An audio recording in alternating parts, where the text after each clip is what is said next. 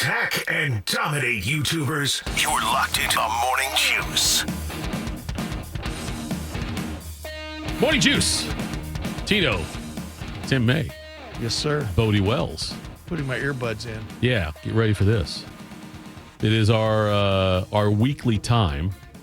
It is a Schleg's Day today. Anthony Schlegel. Schlegel's the best, and now because now he's here local. He has moved back up here from Florida, Tim. Yeah. I don't think he's in his house yet. They're still doing work on it. He took the journey down with he went down there with Urban Meyer. Yep. Let's do this. The best way to start a morning is with a heavy dose of iron.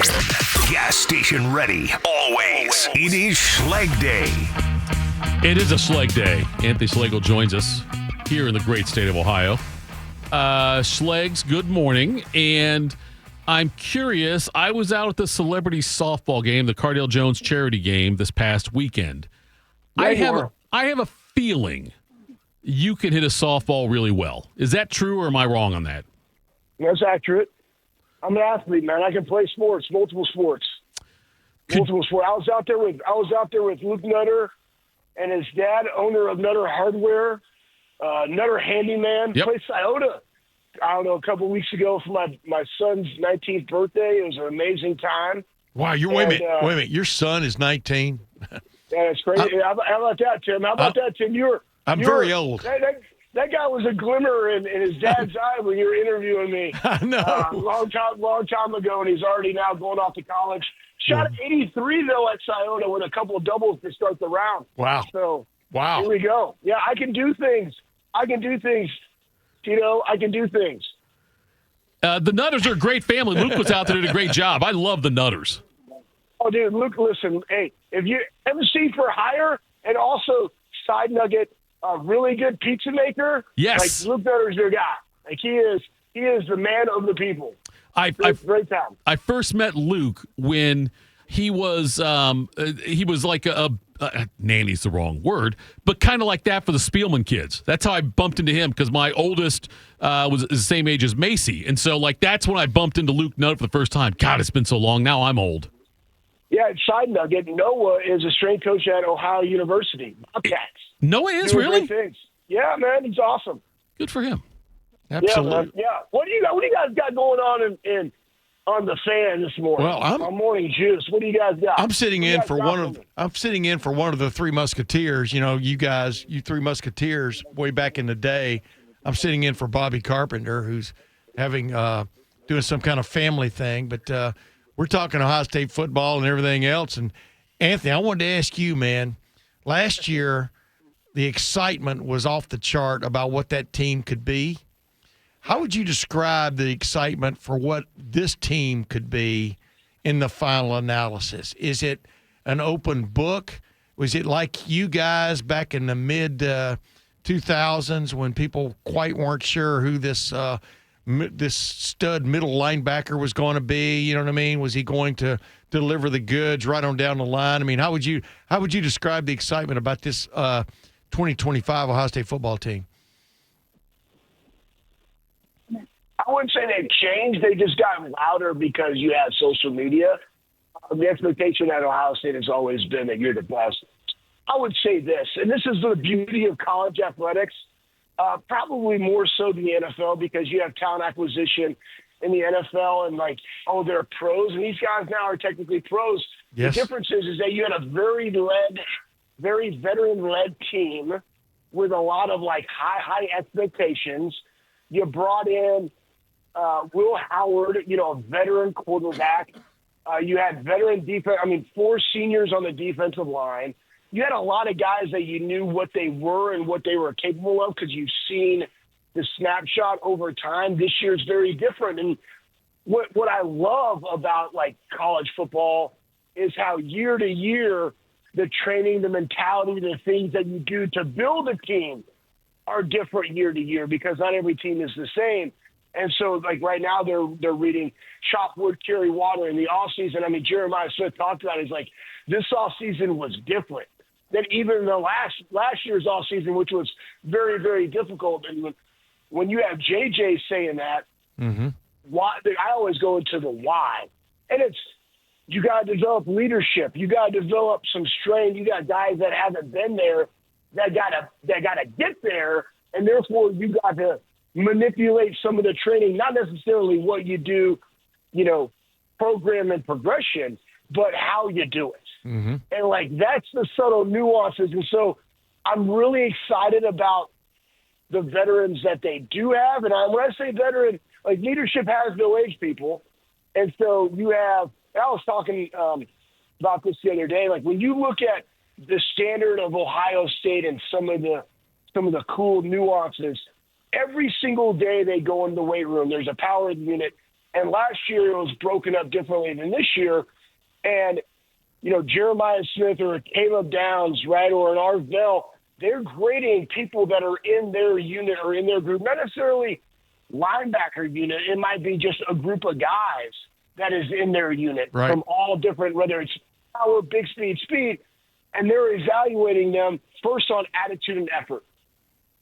And then you have the competitive excellence aspect. Like, do you win when your number is called? They're training that all the time. Last year was very much power the unit, O-line, D-line, linebackers. This year it's a little bit different because you got to communicate. You got to have relationships with all these guys, and you got to answer, why did you grade me a plus, a minus, or a nothing, right? Like just middle of the road. So you take that along with the physical qualities that you have. There's a gold, a red, and a blue, and they're like that's how they do it every single day. So you're teaching those guys how to lead within the confines of a training program versus last year when you have a very veteran-led team that's more into their they already got it. So now it's kind of like raising up their own unit. Same but different. And that's what I'm excited about. I'm excited to see in the first game how fast, hard, and violent they play. And also you have new coaches on staff. And how does that mix in? What does the defense look like this year under Matt Patricia versus over the last 3 years with Jim Knowles? I'm excited. I would say the expectation is still the expectation, and it's to win a national championship, or why do we do this thing? But what does it look like on the field? That's probably where I'm excited the most to see it play out. Yeah, I had Jim Trussell on my podcast, the Tim May Show, several months ago, or a couple of months ago and stuff, and I was asking him and Urban Meyer on that same show. I said, what is the key when you're coming off of a national championship? What is the key to get the next team's attention, your next team's attention? And Trussell's great line was, if it ain't broke, break it. You know what I mean? Meaning don't expect to just fall off the truck, and things are going to be the same as they were a year ago. Obviously, with a college football team that loses 14 guys to the draft, it's going to be a much different team to begin with. But I think when you coincide that with a new defensive coordinator, a new look at the defense from Matt Patricia's point of view, and then Brian Hardline stepping in to that offensive coordinator role, because we all know, even though he's been part of the program for these many years, he has his own ideas about things, right? And you finally get to assert those and stuff. So I think from the standpoint of scouting this Ohio State team based on what it did a year ago, Ohio State has so many things going for it to kind of surprise people. You know what I mean? For want of another term, because of the new starters and the new coordinators and stuff. Is that legitimate thought on my part? I mean, it's legitimate to where I'll put it this way. I'm excited. I'm with you, Tim. I'm excited to see defensively. Okay. Yeah. So what I love about having NFL coaches and what Ryan Day has done as he's developed this staff and brought this staff together is you have a mix of NFL experience with college experience. Matt Patricia coached in college before he went to the NFL. Tyler Bowen was in the NFL, was in college, and you understand those dynamics. In the NFL, I'm about ready to sneeze over here, I think. It's okay. So in the NFL, you have to produce with what you're given. You're not the GM, right? They're looking at talent acquisition, who's the best on the board, who's available, and then they can selectively go out throughout a season as people get injured and pick pieces to the puzzle to be able to sustain and have success. In college, you got to develop, and you got to utilize what you have. And I think sometimes when you're all of scheme, and I use defense, right? I use Jim Knowles as an example of that. When you're all about, hey, this is my scheme, I never liked that. Right. You got to put the best 11 on the field. And I remember going back, and you brought up AJ, Bobby, myself. People don't realize this. We ran 80% nickel when we played our senior year. Why would we do that? Well, it allowed Bobby to go to a 5 technique. We had 3 linemen. You had 3 linebackers. Dante Whitner was a very physical safety who played star. That was our nickel back. Like, Dante Whitner was our nickel, and he's a phenomenal safety. But because you want to put the best 11 on the field, we went to that look. Mm-hmm. Like, that's what I expect from Matt Patricia. Yes. Like, I'm expecting, okay, everybody talks, well, the weakness of the defense could potentially be the interior D linemen. No, they're the youngest group, and maybe the depth that we would like is not there, especially when you have Ty Hamilton and Tyleik Williams, who both get drafted. One's a first-rounder and one's a fifth-rounder, along with the 2 outside edges that go in the second and fourth round. I'm like, guys, he's going to put the best 11 on the field, whatever that looks like. It might be a 3-4. It might be a 3-3-5. But that doesn't mean that you don't run the same principles. And that's what I like about it, Matt Patricia. The foundation, the gap assignments, the coverages, they all seamlessly work together. Just the front and the look is different, but it gives you an opportunity to put the best 11 on the field for the situation. Absolutely. And that's what I'm excited to see, how he utilizes all these parts. Because you got some bona fide dudes that have been here for a long time. KJ, Caden Curry, you add in Bo, you add in the kid from Indiana, you add in some other young talent, right? And then you add in the fact that Belly could be on the edge, and CJ Hicks is now on the edge, and Sonny, a veteran guy, senior, has been here for a long time, who's going to be a really good linebacker.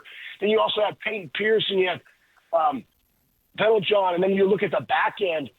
It's just like, man, they got dudes all over the place. Yes. Like, how is he going to use them? Yes. You know, and that's why like I feel very, very good even going into camp and going into week 1. That's a big game. Texas lost a lot of dudes, man. They lost the Jim Thorpe Award. You got a guy that's going to be a first-year starter, and Arch Manning, and yes, he can run, but you also have a very athletic defense against Ohio State. Like, what are they going to look like? Right. We don't know. And guess what? We get week 1. We get to find out what they both look like. That's right. You know, that's fun. That's fun. Absolutely. Slegs, we were talking to AJ Hawk last week, and I feel like he was a perfect player for the Green Bay Packers. Like, he fits that mold of somebody who'd be a successful player and like be embraced in Green Bay. Is there a franchise, NFL franchise, that Schlegel would be perfect for, a Schlegel type player? Say that one more time. Is there an NFL franchise, like, you know what, that franchise, I was built to play for that franchise. I would be somebody who you identify with as far as the way they've played or their history, and you think, you know what, that franchise one I'd be good question. for. Yeah, that's a great question. I tell people this all the time. It's not about it's not about what round you get drafted. It's about where you get drafted, because the NFL is all about fits and opportunities. And I tell people this all the time. I would have much rather been a 5th, 6th round pick that went to Buffalo than a 3rd round pick that went to the Jets. And it was just because they ran a 4-3, and I was more of a 4-3 Mike than the 3-4. Mm-hmm. And it's just different. Like, and plus, like, just upstate New York, snow, nasty, kind of grimy. I think that would have been a really good fit for me. You know? But again, wait a minute, dude. You were from Texas. What are you talking about? What do you mean? What am I talking about? I mean, I'm just messing. I'm messing with you. I know it doesn't mean I don't like the Cowboys. I mean, hell, I grew up a Bears fan because I had family that lived in Chicago and Wilmette, right outside, you know, like by Evanston, and so I always grew up liking the Bears because, like, the '85 Bears, you know, like, they're feeding me all this stuff, and of course Dick Buckets and Mike Singletary, but I just I like their grimy fans, you know. Now, I mean, if we kept it closer to home, I mean, obviously I enjoyed my time in Cincinnati with the Bengals for a cup of coffee for a season, but I don't know. I always kind of say that. Like, I remember when I got drafted, that would have been probably a better fit.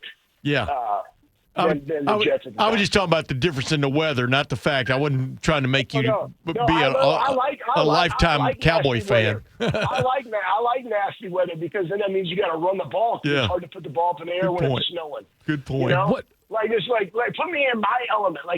There's one thing I could do. I could play inside the box. You know? Yes. And so just put me in the environment where they have to go do that because it's just terrible weather. You know? Yes. Outside. Yeah. I can handle the elements. Just run the football. Let me stop the run. What was it like playing in the UFL? Oh man, great question. This was 2009, 2010. It's funny because the team that that was, oh my goodness, now I'm blanking. The Florida Tuskers. The Florida Tuskers, man. So McShay was there. The head coach for San Francisco was there. Let's see. What, Shanahan? The strength coach Shanahan was there. Okay. Is it no? It's not Jimmy Haslam, but it's Hazel. Hazlitt? Yeah, Hazlitt. It was our head coach. Mm-hmm. The head strength coach for the Commanders was there now.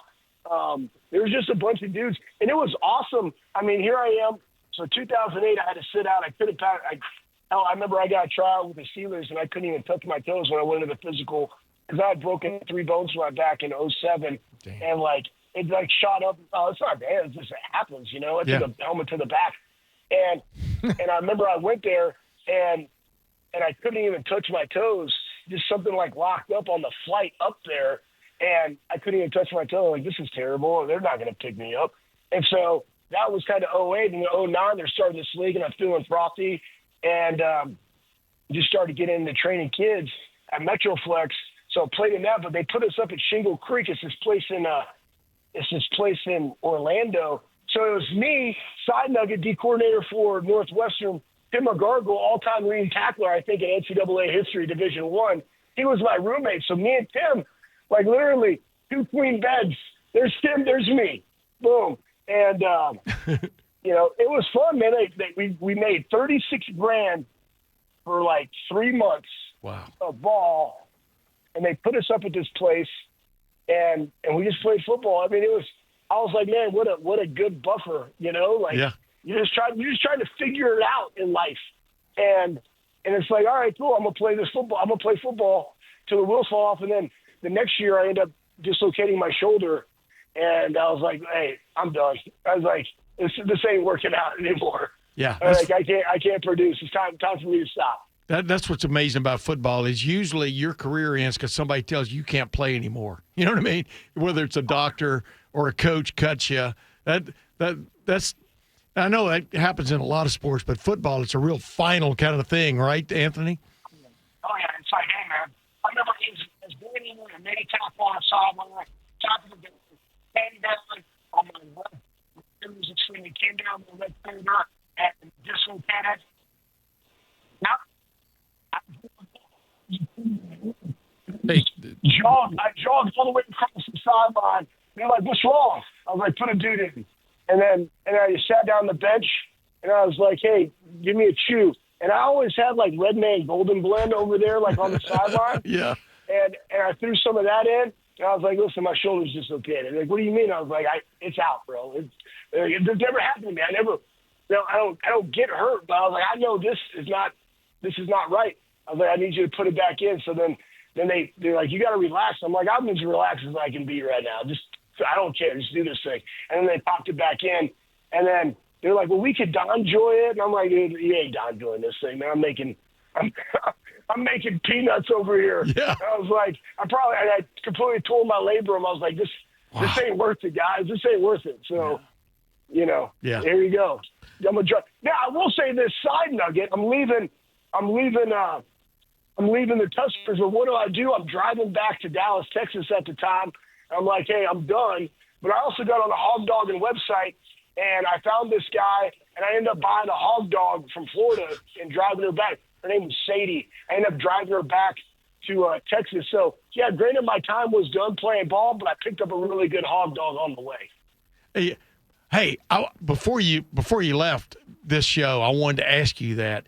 One of my favorite things to do late at night is I watch these shows where, they show these wild hogs running wild and free through people's cornfields and stuff like that. And you got these guys that go out and set up these huge round pen traps and stuff. Are they cheating in your mind? Are they cheating? And how would you handle the wild hog situation if you were to become the czar of taming the wild hog proliferation, especially in the South and Southwest? Yeah, first off, we don't know now about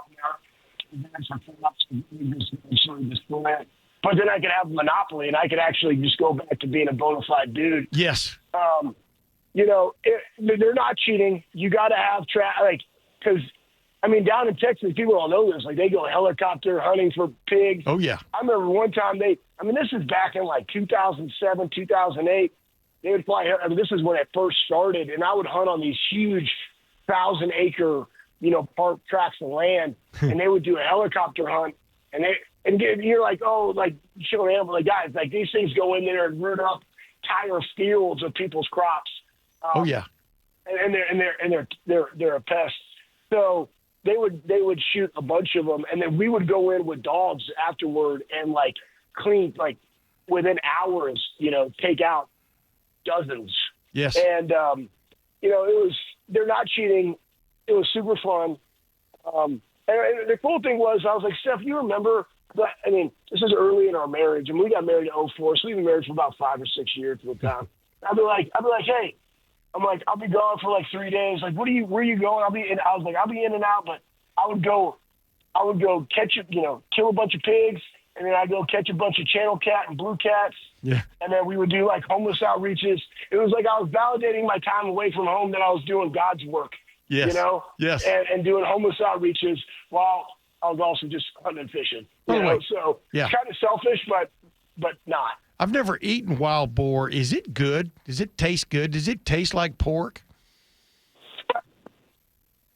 Yeah, here's the deal. It depends on what you get, right? So right. If you got a really gamey wild boar, and again, wild boar's balls are enormous. They're huge. Yes. They're not the size of a head, but half of a head size. A big one. But if you got a big rank wild boar, not good. 100-pound sow, really good. Wow. Really good. We used to go out there and we'd go hunting at night on Thursday night. This is when I first started training high school kids at Metroflex, and part of my Friday thing when I was training them in the summer, I'd go hog hunting Thursday night. Spotlighting. And no, not spotlighting. Oh, you did spotlight? Okay. No, man, I've never shot a wild pig. Okay. I've only ran them with dogs and a knife. Gotcha. Period. Yeah. Make it as fair as possible. Yes. So I would bring them in, literally just come from Waffle House, boom, covered, got blood and mud all over my jeans and stuff, shirts off. That was Friday. Friday was arms. And then my dude of the week, this is before dudes of the week. I had my dude of the week. They got to then, I taught them, we pull out the chin-up bar outside, and I would teach them how to process it. And I'd get there early, already start the smoker going, and we would just take them, process them, throw them on the grill, and they get to be able to take some of the remnants home with them to give to their parents. I won't ever forget, I was probably 16 years old, and one of the first times I ever went hog hunting. And it was at night, and running through the briars, no shirt on, I was Last Mohegans or something. Yeah. And just come home, just cut up with from the briars and stuff, running through the woods.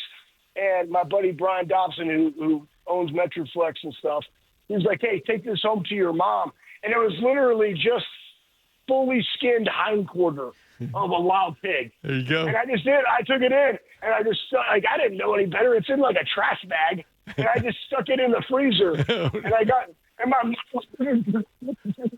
this hairy back leg. I'm like, Dad, Brian told me to tell you to make this. And I was like, I don't know what to do, but I'm supposed to eat it. And that was my 16-year-old experience. Schlegs, you're the man, bud. We appreciate the time. Man. You're a man's man, Schlegs. Have a great day. We'll talk again next week.